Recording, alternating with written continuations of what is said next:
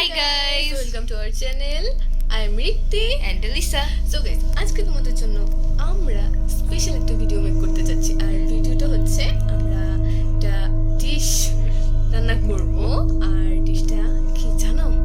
ডিশটা হচ্ছে egg with chicken biryani. আমরা এরকম একটা রেসিপি আগেও শেয়ার করেছি, কিন্তু আমরা একটু ডিটেলস করে এবং স্পেশালি শেয়ার করিনি। সো ওই ভিডিওটাতে যেহেতু ডিটেলস ছিল না, আজকে এ টু জেড রান্নার সব ডিটেলস থাকবে। আর আমার একটা সাবস্ক্রাইবার কমেন্ট করেছিল, আর ওর জন্য স্পেশালি ভিডিওটা মেক। তো চলো শুরু করা যাক।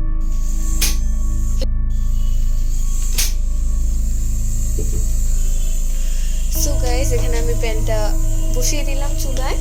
আর এই যে দেখো, এখানে হচ্ছে সব রেডি করে নিয়েছি আমরা। এখানে চাউল, এখানে হচ্ছে টমেটো, কাঁচামরিচ, ধনেপাতা কুচি, এগ, আলু, পেঁয়াজ তো থাকবেই। এখানে হচ্ছে সমস্ত গুঁড়া মশলা, এখানে বাটা মশলা, এখানে এগুলো গরম মশলা। আর এই যে চুলা, এখানে হচ্ছে গরম পানি দিয়ে দিয়েছি, লবণ, কেওড়া জল। আর এই যে হচ্ছে চিকেনটা আমরা একটু ভিনেগার আর লবণ দিয়ে মেখে রেখেছি। এরপর এটা ভাজি করবো। সো গাইস, এখানে আমি তেল দিয়ে দিচ্ছি, সয়াবিন তেল পরিমাণ মতো। সো গাইস, তেল গরম হয়ে গেছে। আর এখন আমি এখানে বেরেস্তা করে নেব ফার্স্টে।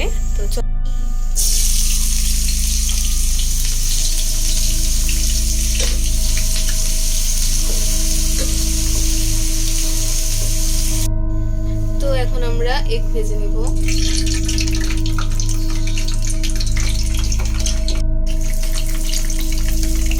এখানে ডিমে হলুদ লবণ দিয়ে নিলাম গাইস।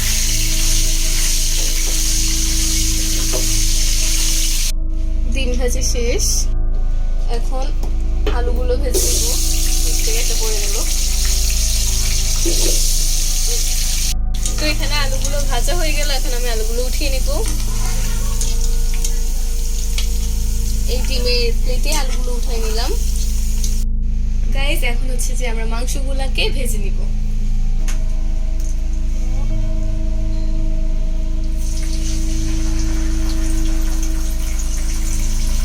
ভালো করে একে ভেজে নিতে হবে। চেষ্টা করবো একেবারে সবগুলো দিয়ে দেওয়ার, যদি জায়গা হয়।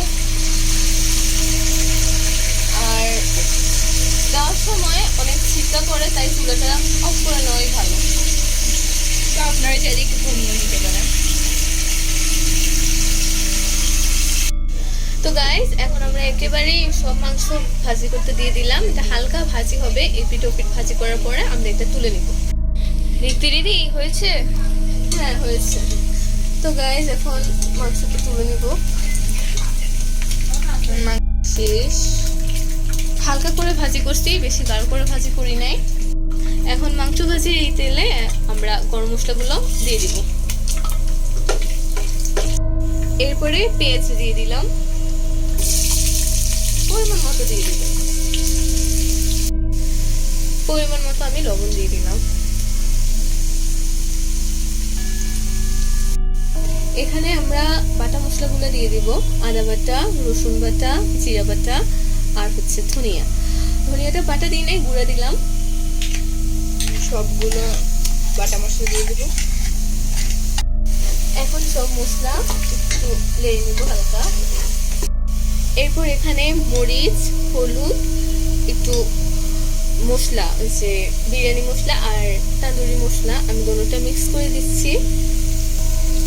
পরিমাণ মতো ঝাল আপনারা যেমন খান, আমরা একটু ঝাল বেশি খাই, সেটাই জন্য আমরা একটু বেশি নিয়েছি। এবার এগুলা একটু লেড়ে কষিয়ে নেব। তারপর এখানে টমেটো, কাঁচামরিচ আর ধনিয়া পাতা কুচিটা আমি এখন দিয়ে দিব। শুরুতে টমেটো হালকা একটু লেড়ে নেবে, ধনে পাতা আর কাঁচামরিচ। সো গাইস, মশলাটা তেলের উপর উঠে গেছে। এখন আমি মাংসগুলো দিয়ে দেবো।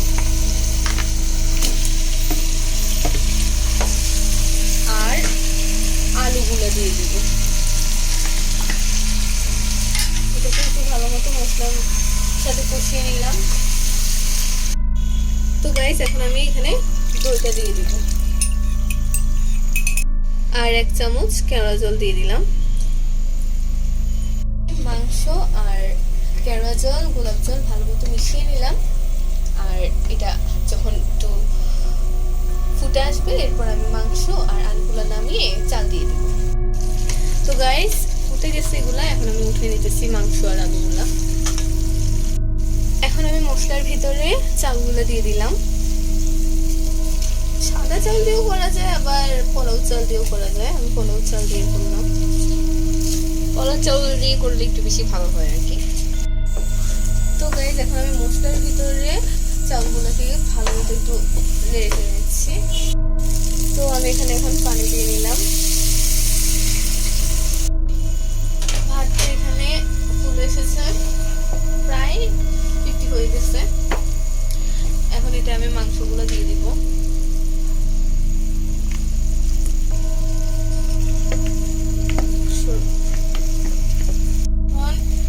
মাংসের গ্রেভির সাথে চালটা মিশিয়ে নিচ্ছি।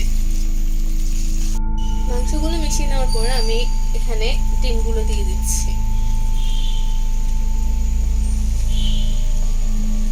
সাইডে সাইডে একটা একটা করে ডিম বসিয়ে দিতে হবে। অনেকে অনেক রকম করে বিরিয়ানি খায়, আমি একটু অন্যরকম করে খাই। তো গাইস আমি এখানে একটু ঘি দিয়ে দিচ্ছি, একটু ফ্লেভারটা ভালো আসে ঘি। সো গাইস বিরিয়ানি প্রায় ডান। এখন আমি এটার উপরে বেরেস্তা করা এই যে বেরেস্তাগুলো ছিটিয়ে দিব।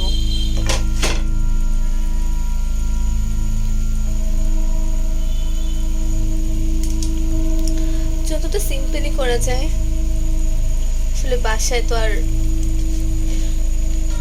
অন্যরকম করে করা যায় না। খুব সুন্দর লাগছে, বেরেস্তা দিলে আসলে ভালো লাগে। ফাইনালি গাইস আমার বিরিয়ানি রান্না ডান।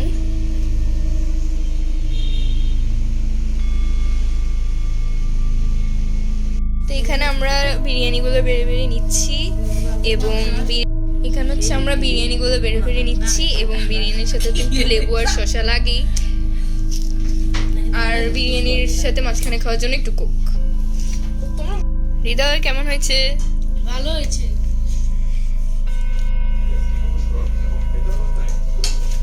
কেমন হয়েছে? বলার ভাষা নেই, অসাধারণ।